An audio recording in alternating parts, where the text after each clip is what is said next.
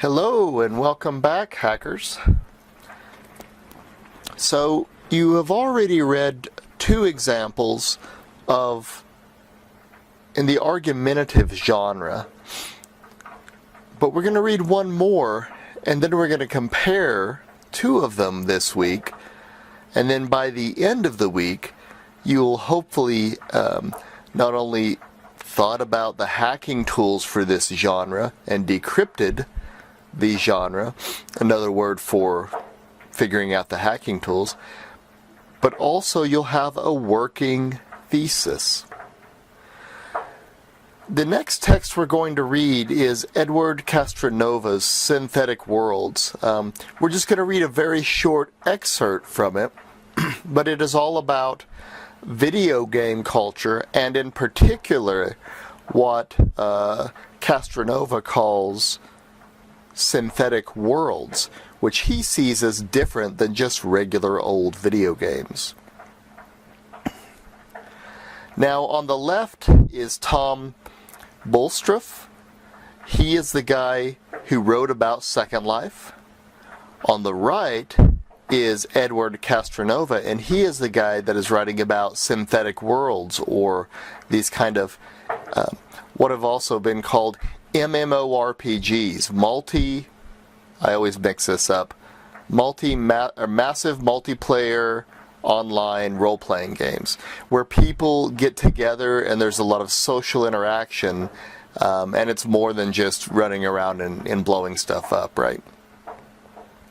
So what you're going to do is see if you can find the hacking tools from these two examples, right? The excerpt from the study on Second Life and the excerpt from the study on synthetic worlds. Now, there are going to be many of the elements, or many of the hacking tools from the informational report that will also be applicable to these argumentative essays. But there will also be some things that are unique to these argumentative essays. So we want to be able to understand that. And if you go back to the readings we've done last week, you're reading on definition, you're reading that you'll be doing on rhetoric, or the rhetorical situation, and I think you had another reading on rhetoric. These will all help you understand the hacking tools for this genre.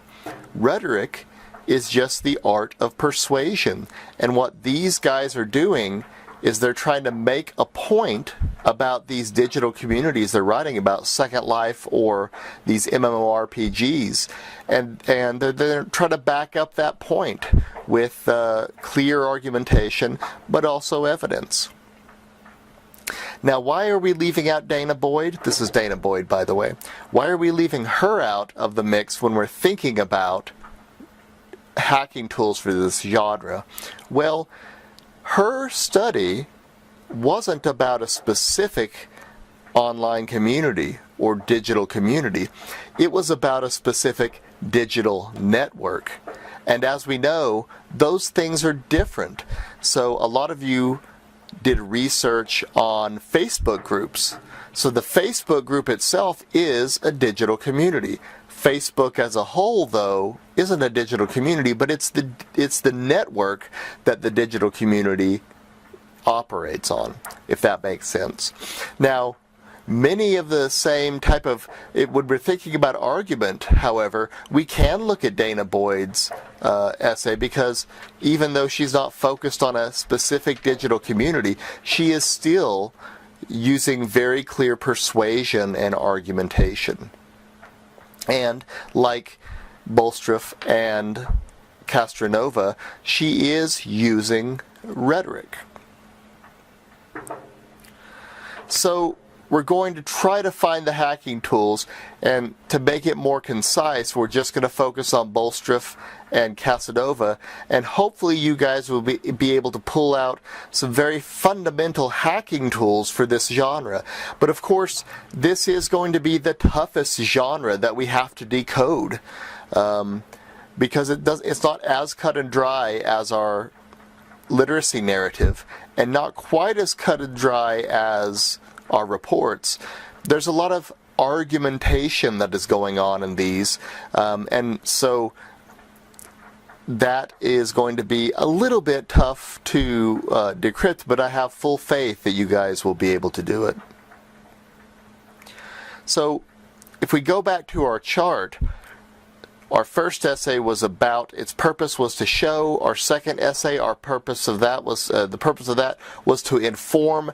The purpose of these, the identity argument essay, is to persuade. You're trying to persuade somebody that the way that you say identity is defined in your digital community is the correct interpretation. So you will use some of these other techniques. Of course, you have to inform and bring in evidence.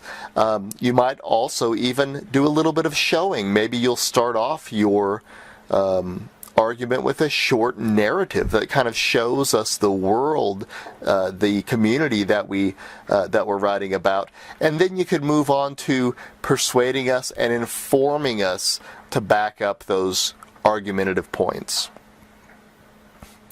So at the end of this week, hopefully you will have developed a working thesis.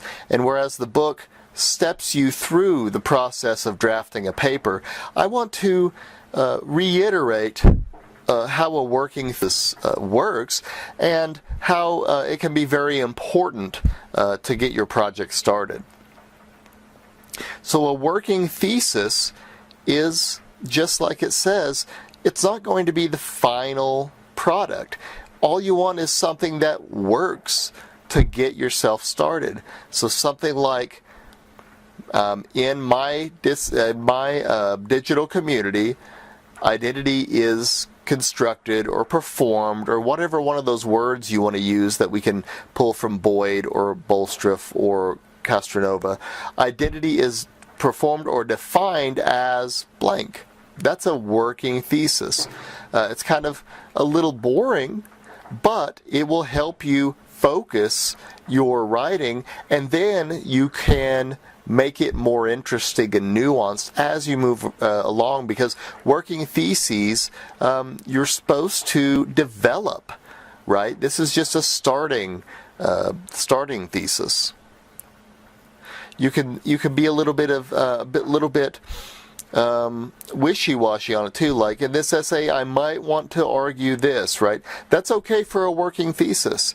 Now we want to sharpen that up and make it more assertive at the end, but it's okay to be a little bit not be as straightforward if you don't feel like you have a strong thesis right off the bat, and most people don't.